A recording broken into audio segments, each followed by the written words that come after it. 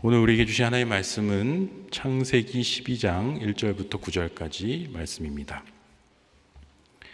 창세기 12장 1절부터 9절까지 말씀 같이 읽겠습니다.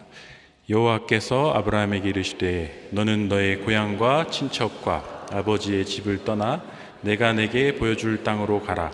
내가 너로 큰 민족을 이루고 내게 복을 주어 내 이름을 창대하게 하리니 너는 복이 될지라. 너를 축복하는 자에게는 내가 복을 내리고 너를 저주하는 자에게는 내가 저주하리니 땅의 모든 족속이 너로 말미암아 복을 얻을 것이라 하신지라.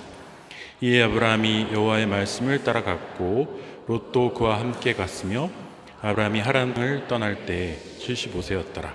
아브라함이 그의 아내 사레와 조카 롯과 가나안 땅의 모든 소유와 얻은 사람들을 이끌고 가나안 땅으로 가려고 떠나서 마침내 가나안 땅에 들어갔더라. 아브라함이 그 땅을 지나 세겜 땅 모래상수레 너머에 이르니 그때 가나안 사람이 그 땅에 거주하였더라. 여호와께서 아브라함에게 나타나 이르시되 내가 이 땅을 내 자손에게 주리라 하신지라. 저에게 나타나신 여호와께 그가 그곳에서 제단을 쌓고 거기서 베델 동쪽 산으로 옮겨 장막을 치니 서쪽은 베델이요 동쪽은 아이라. 그가 그곳에서 여호와께 제단을 쌓고 여호와의 이름을 부르더니 점점 남방으로 옮겨갔더라. 아멘. 오늘 말씀은 우리 내가 내게 보여줄 땅으로 가라라는 제목으로 말씀을 전하려고 합니다. 저는 초등학교 시절부터 그 책에 굉장히 빠져서 살았었는데요. 어머니께서 제게 그 세계 어린이 문학 전집이라는 한 지를 이렇게 사서 주셨었습니다. 그런데 그 책들이 재밌었는데 그 중에 제가 4학년 때인가 5학년 때인가에 꽂힌 소설이 있어요. 세계 문학 중에. 그게 펄 버기라는 여사가 쓴 대지라는 소설입니다. 대지. 펄 버기라는 여사는 중국 선교사, 미국인인데 이제 중국 선교사로 오신 부모님을 따라서 3살 때 중국에 와서 중국 사람들과 같이 거의 자라다시피 하면서 자신을 중국인이라고 생각하고 컸다고 합니다. 그럴 정도로 중국어와 또 그 문화에 깊이 흠취해 있었던 분인데 마침 그때가 중국이 청나라 말기여서 온갖 혼란과 또 제국이 붕괴되는 그런 혼돈한 상황 속에 있었고 서양 열강들 그리고 일본 제국주의가 침략하면서 중국이 굉장히 갈갈이 찢기고 혼란한 상황들을 겪는 그런 시기였어요. 또 여러 선교사들이 진출해서 교회를 세우고 복음을 전하는 일들도 벌어지고 있었죠. 그래서 중국 역사상 가장 극심한 분열과 또 공산주의 혁명이라는 그 격변을 겪는 시기를 직접 다 경험하고 겪은 후에 그의 소설인 대지에다가 그것을 녹여낸 것이죠. 그래서 1938년도에 이 책으로 노벨 문학상을 받았다고 합니다. 근데 이 소설에는 주인공이 왕룽이라는 주인공이 등장합니다. 농부 왕룽이라는 사람인데 그는 땅을 너무너무 사랑하는 평범한 농부였는데 아쉽게도 대대로 소작농으로 살아왔기 때문에 자신의 땅은 없는 사람들이었어요. 땅을 그렇게 사랑하고 농사 짓는 것을 좋아했지만 한 평의 땅도 없어서 가난하게 그저 성실하게 일을 하는 그런 평범한 농부로 등장을 합니다. 그런데 너무 근면성실하게 일하고 또 아주 복되게도 아주 성실한 아내인 오란이라는 여인을 아내로 맞아서 아들을 낳고 자녀들을 낳아 기르면서 열심히 돈을 모아서 이제 그 돈이 모여서 기회가 있을 때마다 예를 들어 기근이 들어서 사람들이 땅을 팔고 나가려고 할 때마다 조금씩 그 모아둔 돈으로 땅을 사고 그리고 그 부잣집 주인들이 이때는 아편들이 막 보급돼 가지고 아편 전쟁이 일어나던 시기니까 아편에 막 취해서 그 아편값을 대느라고 땅을 막 팔 때 헐값에 또 땅을 조금씩 사기도 하고 이렇게 조금씩 땅을 모아서 자신의 꿈을 꾸던 것처럼 이제 큰 땅을 소유하게 되고 마침내는 그 주인 소작을 주던 그 주인의 집까지 사서 자신이 대주주가 되는 그런 드라마틱한 과정을 담고 있어요. 근데 이때 이 소설에 보면은 큰 기근이 들어서 뭐 아이를 파는 장면, 그리고 사람을 잡아먹는 장면도 나오고, 메뚜기 떼가 너무나 심하게 공격을 해와서 그 메뚜기를 상대할 수 없으니까 익어가는 논밭에다가 불을 질러서 메뚜기를 태우는 장면, 그리고 부잣집 주인들이 이렇게 방탕한 모습으로 망해 나가는 모습들, 그리고 군벌, 그때 당시에 뭐 북양군벌, 남양군벌, 군벌들이 등장해서 싸우면서 아주 혼란한 상황, 그리고 화적대들이 덮쳐와서 자신의 집을 또 재산을 털어가는 장면 등 수많은 역사적인 이야기들이 나옵니다. 그런데 이 왕룽이 처음엔 농부였지만 점점 부자가 되고 사치스러운 삶에 길들여지게 되면서 자신의 조강지처인 오란을 이제 못생겼다고 물리치고 예쁜 첩을 들여서 이렇게 여러 첩을 두는 장면도 나와요. 그래서 이 한 평범하고 순박한 농부가 중국의 격변기를 겪으면서 아주 드라마틱하게 부침하는 과정이 여기에 녹아 있습니다. 제가 4학년 때 뭐에 씌웠는지 이게 이렇게 재밌어가지고 이거를 수십 번을 읽었어요. 수십 번을. 그러면서 제가 이 책 때문에 역사에 대해서 굉장히 관심을 가지게 됐고, 그때부터 지금까지 역사에 대한 관심을 잃지 않게 된 그런 계기가 이 책에 있었어요. 근데 이 인상적인 게 이 책의 가장 마지막 장면에 어떤 장면이 나오냐면, 이 다 늙은 왕룽이 거의 치매 단계예요. 잘 사람도 알아보지 못하고 너무 나이도 들고 기력이 쇠해 있는데, 그 손녀를 옆에 두고서 햇살이 쬐는 마당에 나가서 흙을 손에 잡아서 쥐어서 이렇게 비벼서 다시 흘러보내고 쥐어서 이렇게 흘러보면서 이게 내 땅이야, 이것이 내 땅이야 하면서 마지막 장면이 끝나는 그런 마무리가 되어집니다. 그런데 이 책은 그러니까 소설 제목 자체가 대지, 나의 그 큰 땅이란 뜻이죠. 이 책은 땅에 대한 애착, 집착, 땅에 대한 사랑, 그 모든 땅에 대한 그 근원적인 동경을 담고 있는 아주 수작이라고 말할 수 있습니다. 그런데 오늘 우리가 읽은 아브라함의 이야기도 사실은 땅에 대한 이야기라는 것을 우리가 다시 주목해서 보고자 합니다. 아브라함과 그 일행을 인도하신 하나님이 그들에게 땅을 주셨고 그 자손들에게도 땅을 주시겠다라고 약속하고 계십니다. 오늘 우리가 읽은 이 본문에 나오는 약속의 땅, 너희들에게 그 땅을 주리라 한 그 땅이 바로 왕룽이 그토록 집착했던 땅이라는 것이죠. 땅이란 무엇일까요, 여러분? 땅이란 우리의 고향이고 출발점이자 삶의 터전이고 우리가 이루고 생활하는 모든 관계망을 다 가리키는, 포함하는 단어라고 말할 수 있습니다. 어떤 사람은 쾌적하고 넓고 높은 펜트하우스에서 자신의 땅을 소유하고 있는 사람도 있고, 어떤 사람은 창문도 없는 고시원에서 월세를 내면서 숨죽이면서 자신의 꿈을 키워가고 있는 사람도 있고, 어떤 사람은 군대 내무실에 있는 작은 매트리스, 한 평도 안 되는 그 매트리스 하나가 어떤 병사에게는 자신의 2년 동안의 군 생활의 한 평의 땅이 될 수 있는 것이죠. 우리가 출근해서 일하는 사무실의 그 자리, 우리가 비행기를 타고 날아갈 때 할당받는 그 좌석 하나, 그런 작은 것들이든 큰 것이든 내가 내 몸을 누일 수 있고 잠시나마 의탁할 수 있고 기댈 수 있는 그 장소, 그 공간을 우리는 땅이라고 말할 수 있습니다. 그리고 그 땅만 있는 게 아니라 그 땅에 같이 살아가면서 관계를 맺고 활동하는 수많은 사람들, 친구들이 있죠. 친구들과 사람들이 같이 그곳에서 거주하는 땅을 우리는 고향이라고 하고 또 땅이라고 하고 생활의 터전이라고 말할 수 있습니다. 오늘 본문에도 보면 아브라함이 고향을, 친척과 아비집을 떠나서 나올 때 롯을 데리고 옵니다. 조카 롯을 데리고 오는데 그 롯을 보면서 그가 얼마나 위안을 얻었을지 생각해 보시면 좋겠어요. 고향 사람 아무도 없는 이곳에서 고향의 친구인 롯이 같이 와줬다라는 것은 내가 새로운 땅을 살아가면서 큰 위로와 동반자적인 그런 돌봄이 될 수 있었을 것입니다.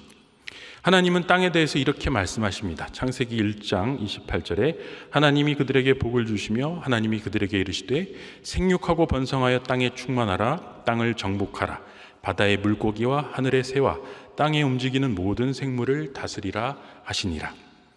인간은 창조되면서부터 하나님으로부터 에덴 동산이라는 생활 공간, 땅을 받았습니다. 땅에 번성하고 충만하라고 하셨습니다. 그리고 12지파에게도 다 땅을 나눠주셨죠. 땅은 우리의 생활 공간이며 먹고 살기 위한 일터이고 생명을 보존하고 발전시킬 수 있는 근원적인 터전입니다. 아브라함은 원래 고향인 하란 땅에서 부족함이 없이 잘 살고 있었습니다. 아쉬울 게 없었어요. 그런데 하나님은 왜 잘 살고 있는 아브라함을 불러서 내가 내게 보여줄 곳으로 가라고 말씀하셨을까요? 우리 창세기 12장 2절을 읽어보겠습니다. 내가 너로 큰 민족을 이루고 내게 복을 주어 내 이름을 창대하게 하리니 너는 복이 될지라. 하나님의 비전을 따르는 삶으로 아브라함을 초청하신 것입니다. 하나님의 나라와 하나님 민족의 건설이라는 원대한 비전에 따를 것이냐, 거기에 순종할 것이냐를 부르시면서 하나님께서는 새로운 땅을 주시겠다고 초청하고 계신 것입니다.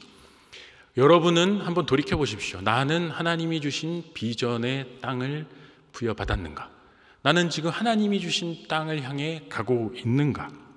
그런데 이 하나님이 주신 비전은 개인적인 목표와 다릅니다. 개인적인 야망과 다릅니다. 예를 들어 어느 대학을 들어가는 것, 어느 직장에 들어가는 것, 얼마의 연봉을 받는 것, 뭐 어떤 건물을 사는 것, 이런 것들은 하나님이 주신 비전이라고 하기보다는 내 개인적인 성공의 목표라고 할 수 있습니다. 비전이라는 것은 그런 게 아니에요. 하나님이 주신 하나님의 나라와 하나님의 의를 위해서 내 평생을 바쳐서 이루고자 하는 하나님의 뜻, 하나님의 목표에 동참하는 것, 그리고 그 방식에 발맞춰 걸어가는 것이 하나님이 주신 비전으로의 초청에 순종하는 겁니다. 하나님이 주신 비전을 우리가 만약에 받았다면 선택을 해야 돼요. 선택을. 일상에 안주하는 삶과 비전을 따라서 나가는 삶 사이에서 선택을 해야 됩니다. 일상에 안주하는 것은 너무나 편합니다. 나고 자란 친구들, 내 친척들이 다 내 주변에 있어요. 모든 것이 익숙합니다. 편안합니다. 그런데 그게 전부예요. 비전을 따르는 삶은 한마디로 이렇게 말할 수 있습니다. 모험을 추구하는 삶이다. 새로운 세상과 지식에 대한 동경에 이끌리는 삶이다. 아주 불편할 수 있어요. 아주 불편합니다. 낯선 사람들을 만나야 돼요. 낯선 곳을 여행해야 돼요. 적응하느라 울 수도 있어요. 너무 힘들어서. 왜 내가 이 사서 고생을 하고 있나? 그냥 고향 친척 집에 편안하게 있을 걸 왜 나와서 이 고생인가? 라고 말할 수 있습니다. 하지만 비전을 따르는 삶에는 가능성이 있습니다. 지금의 내가 아닌 다른 존재로 발전할 수 있는 가능성. 현재 이 땅의 상황이 아닌 보다 더 비옥하고 풍요로운 꿈을 꿀 수 있는 그런 발전 가능성. 바다 모래로 표현되는 수많은 자손들로 번성할 수 있고 번창할 수 있는 그런 가능성을 가진 땅이 바로 주님이 우리를 부르시는 비전의 땅이라고 말할 수 있습니다. 여기서 우리는 결정해야 돼요. 주저하며 편안한 곳에 머무를 것인가? 나아가며 불편하더라도 모험의 길을 떠날 것인가? 아브라함은 하나님의 비전을 이루는 일에 순종하기로 선택했습니다. 창세기 12장 4절 이렇게 돼 있어요. 이에 아브라함이 여호와의 말씀을 따라갔고 롯도 그와 함께 갔으며 아브라함이 하란을 떠날 때에 75세였더라. 아브라함은 하나님이 지시하신 땅으로 가면서 롯을 데리고 갔습니다. 처음에는 아브라함에게 큰 도움을 주는 헬퍼였어요. 롯이 있어서 너무 든든했고 위로가 됐어요. 하지만 서로 세력이 커지다 보니까 어떻게 됩니까? 갈등이 일어났어요. 우리가 사업을 하거나 목회를 하다 보면은 동역자들이 처음에는 존귀할 수 있어요. 하지만 이게 커지고 이해관계가 얽히다 보면 가장 지근거리에 있던 동역자들끼리 부딪혀서 서로 배신하고 서로 상처 주고 싸우고 그렇게 지분을 정리하는 경우들을 보게 됩니다. 그런데 아브라함은 동업자였던 롯과의 위기와 갈등의 상황에서 어떻게 했습니까? 네가 좋은 것을 선택해라. 나는 네가 선택하지 않은 다른 것을 선택하겠다. 그래서 롯은 소돔을 선택했습니다. 눈에 보기에 너무나 화려하고 멋지고 풍족해 보이는 땅인 소돔을 선택했고, 아브라함은 그가 선택하지 않은 땅으로 갔습니다. 여러분, 아브라함이 왜 롯에게 양보했을까요? 내가 삼촌이고 연장자고 내가 더 힘이 더 센데 왜 더 약자인 롯에게 양보를 했을까요? 착해서가 아닙니다. 아브라함은 비전을 따르는 삶을 살았던 삶이고, 롯은 그 비전을 따르기보다는 개인의 야망을 따르는 삶을 살았기 때문이죠. 아브라함은 세상에서의 성공이라는 것보다는 하나님이 원하시는 삶이 무엇인가, 나를 이곳으로 부르신 하나님이 저 소돔과 고모라 같이 화려하고 번성하는 도시, 저곳으로 나를 가라고 부르신 걸까? 아니면 척박하더라도 이 땅에서 뭔가 새로 시작하라고 나를 부르신 걸까 고민하다가 그는 롯에게 먼저 선택을 하게 한 것이죠. 당연히 롯은 너무나 화려한 도시인 소돔으로 갔습니다. 아브라함은 비전을 따라서 자신의 야망을 억제할 수 있었어요. 여기서 한 가지 중요한 가르침이 있습니다. 땅이 좋고 나쁘고를 뭘로 결정할 수 있는가? 겉으로 보기에 좋아 보인다고 해서 좋은 땅이 아닐 수 있다는 거예요. 먹음직도 하고 보암직도 하다고 해서 늘 좋은 것은 아닙니다. 사탄은 우리를 늘 그렇게 보기 좋은 것으로 유혹하죠. 우리는 눈에 보이는 현상적인 아름다움이 아니라 보이지 않는 잠재적인 본질적인 가치를 추구할 수 있는 눈을 가져야 되고, 비전을 따르는 사람은 바로 그러한 본질적인 가치를 추구하는 사람이라고 말할 수 있습니다. 그렇게 생각한다면 우리의 지금의 처지를 돌이켜볼 때 내가 가진 땅이 너무 보잘것없고 내가 가진 땅이 너무나 미약해 보인다고 할지라도 남과 비교할 필요가 없다라는 것이에요. 더 화려한 땅, 더 화려한 도시, 건물을 가진 사람들과 비교할 게 아니라 지금 내가 갖고 있는 이 소박한 땅에 무궁무진한 가능성을 볼 수 있는 비전의 눈을 키울 수 있어야 한다는 거예요. 더 중요한 것은 나와 하나님이 같이 걸어가고 있는가, 하나님의 비전을 이루는 동역의 길을 내가 걸어가고 있는가, 그게 중요한 것이지 내가 갖고 있는 땅이 얼마나 가치 있는가가 중요한 게 아니라는 거예요. 하나님이 우리와 동역하시는 한 하나님이 나를 통해서 하나님의 비전을 이루실 것이라는 믿음을 가지고 작은 척박한 땅에서 시작한 것이 바로 아브라함의 출발이었다라는 겁니다. 여기서 또 한 가지 생각해 보고 싶은 게 있습니다. 왜 하나님이 가나안 땅으로 가라고 하셨을까요? 우리는 보통은 젖과 꿀이 흐르는 땅이니까, 좋은 땅이니까 가라고 하셨겠죠 라고 생각할 겁니다. 저도 어제까지 그렇게 생각했어요. 어제까지 이 원고를 다 쓰고 한참을 고민하면서 계속 기도하면서 저는 이렇게 걸으면서 묵상을 하는데 갑자기 생각이 났어요. 가나안 땅으로 가라고 하신 이유가 혹시 이거 아닐까? 처음으로. 그게 뭐냐면 그곳은 왜 젖과 꿀이 흐르는 땅이라고 볼 수 없냐면, 제가 지난번에 터키를 갔다 왔잖아요. 터키는 이 이스라엘 땅에 수십 배나 크고 비옥한 옥토가 끝도 없이 펼쳐져 있어요. 하나님이 비옥한 땅으로 보내려면 튀르키예로 보내면 되는 거였는데 왜 글로 안 보내셨을까? 그리고 나일강 삼각지가 있는 이집트로 보내면 되는 건데 왜 거기로 안 보내셨을까? 왜 이 좁고 아주 척박한 땅인 가나안 땅에 보내셨을까? 그 땅이 갖고 있는 지정학적인 중요성 때문이 아닐까라는 생각을 어제 하게 됐어요. 가나안 땅을 살펴보십시오, 여러분. 동서로 큰 제국들이 있어요. 늘 동쪽으로는 페르시아, 바벨론 같은 거대한 제국이 있었고, 서쪽으로는 영원한 강국인 이집트가 있었습니다. 이 동서의 큰 제국이 지나다니는 길목이 바로 가나안 땅입니다. 그리고 서쪽으로는 지중해가 있어요. 바다로 나갈 수 있는 길이 있고, 북쪽으로는 튀르키예를 거쳐서 유럽으로 갈 수 있어요. 그러니까 그 예루살렘이 위치한 그 땅은 사방팔방으로 뻗어나갈 수 있는 최고의 요충지다, 이렇게 말할 수 있습니다. 그렇기 때문에 사도 바울이 복음을 들고 예루살렘을 출발했을 때 그는 1, 2, 3차 전도 여행을 통해서 수도 없이 자유자재로 온 곳을 사방팔방을 다니면서 복음을 전파시킬 수 있었던 것이라고 돌이켜 볼 수 있습니다. 그럼 교통이 좋아서 글로 보냈냐? 반대로 이렇게 볼 수 있겠죠. 교통이 좋다라는 것은 그리고 그곳이 중심지라는 것은 모든 물자도 모이고 군대도 모이고 사람도 모이고 정보와 지식과 문명이 모이는 곳, 모든 수많은 것들이 교류하는 장소, 교차 지역이라는 것입니다. 여러분, 그런 교역의 정신, 문명의 모든 것들이 집합하는 바로 그곳으로 하나님께서 아브라함을 미리 보내신 것입니다. 지금 세상에서 제일 잘 나가는 기업이 엔비디아죠. 엔비디아. 미국의 반도체 회사입니다. 그런데 그 회사의 임직원의 제일 많은 비중을 차지하는 임직원, 그 대학이 이스라엘의 테크니온이라는 공대 출신이라고 해요. 이스라엘 사람들이 거기에 제일 많이 들어가 있다고 해요. 여러분, 그 작은 땅덩어리를 가진 이스라엘에 그 몇백만 밖에 안 되는 이스라엘 사람들이 세계 중요한 곳에 왜 이렇게 많이 가 있을까요?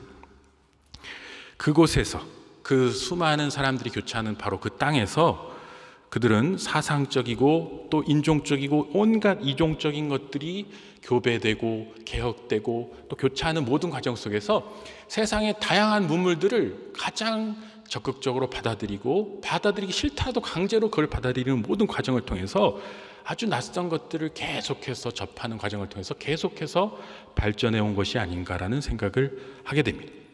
따라서 이스라엘은 아브라함의 후손, 아브라함이 지금 이 땅으로 데려간 이스라엘은 바로 디아스포라를 통해서 모든 곳으로 흩어졌잖아요.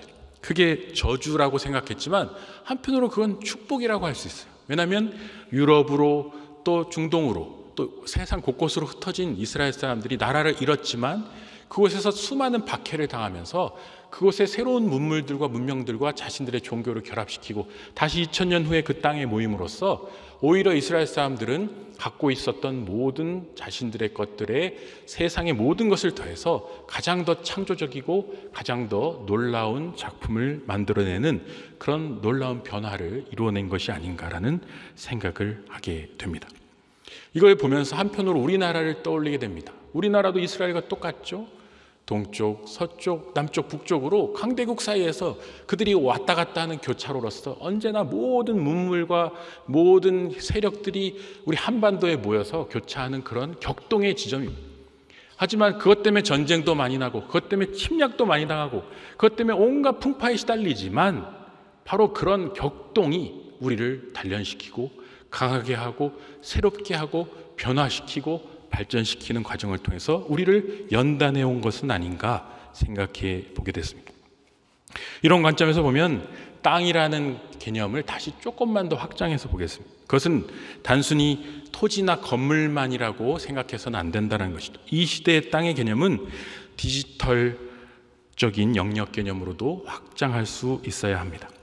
여러분, 많은 사람들이 지나가는 곳, 많은 정보가 교류하는 곳, 많은 문명의 이기들이 집합하고 기술이 접합하는 곳이 바로 오늘날에는 데이터 센터가 있는 곳이고 광 케이블이 지나가는 곳입니다.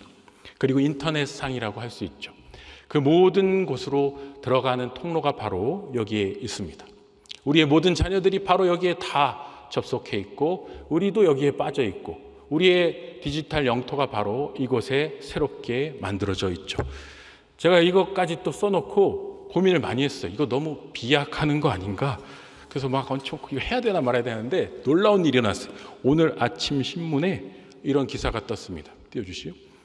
그리스 재무장관을 지낸 경제학자 바루파키스는 지난해 출간된 테크노 봉건주의에서 미국의 빅테크가 유럽에서 봉건제도를 되살렸다는 주장을 폈다.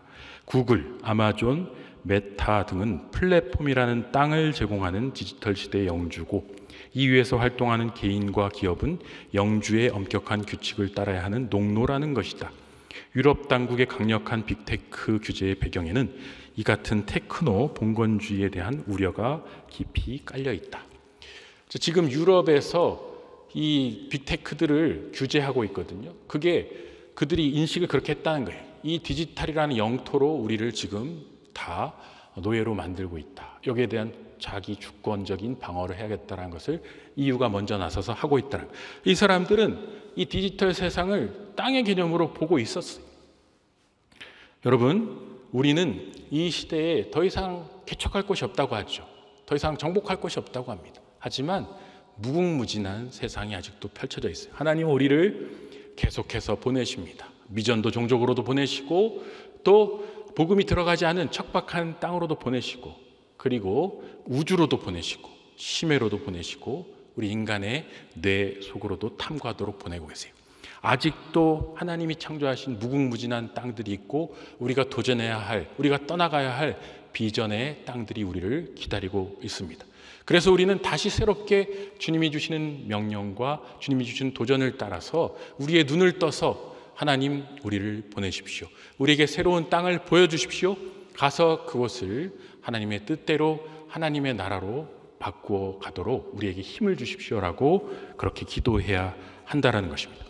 말씀을 마무리합니다. 그럼 우리가 하나님의 비전에 동참하기 위해서는 어떻게 해야 되는가? 정리하겠습니다. 첫 번째로 우리는 익숙한 것과 결별해야 됩니다. 내 아버지의 친척의 집을 떠나서 내가 내게 보여줄 땅으로 가라는 것은 아주 순종하기 어려운 명령이에요. 하지만 우리는 늘 순례자의 심정으로 익숙한 것들하고 결별하고 새로운 것들, 낯선 것들을 향해 도전하려는 마음을 잃지 말아야 합니다. 두 번째로는 모험을 감수해야 돼요.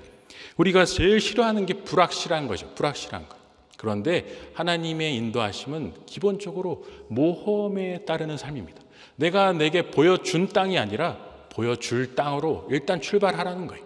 그리고 내가 보여줄 때마다 방향을 수정하라는 것입니다. 믿음을 가지고 모험을 감수할 수 있는 사람, 그게 바로 비전을 품고 떠나갈 수 있는 사람입니다. 세 번째는 하나님의 말씀을 듣는 일에 집중해야 돼요. 우리가 귀를 닫고 말씀을 듣지 않으면 하나님이 가라고 하는 것이 들리지 않습니다. 어디로 가라고 하는 것인지 뭘 하라는 것이 들리지 않아요. 그래서 우리는 계속해서 말씀을 들으려고 귀를 쫑긋 세우고 하나님의 음성을 들어야 합니다. 하나님, 내게 땅을 보여주십시오. 내가 속해 있는 이 땅 좋습니다만 내가 하나님의 뜻대로 하나님의 나라를 세워가야 할 새로운 도전, 새로운 약속의 땅으로 나갈 수 있도록, 그래서 그것이 디지털이 됐든 기술의 영역이 됐든 또 미전도 종족이 됐든 그리고 믿지 아니하는 무신론자가 됐든 누가 됐든지 간에 가서 복음을 전하고 그들에게 하나님의 나라를 전파하는 일에 저를 사용해 주십시오. 네 번째는 하나님의 축복의 힘을 믿고 나아가야 됩니다. 우리 창세기 12장 2절에서 3절 같이 읽어보겠습니다.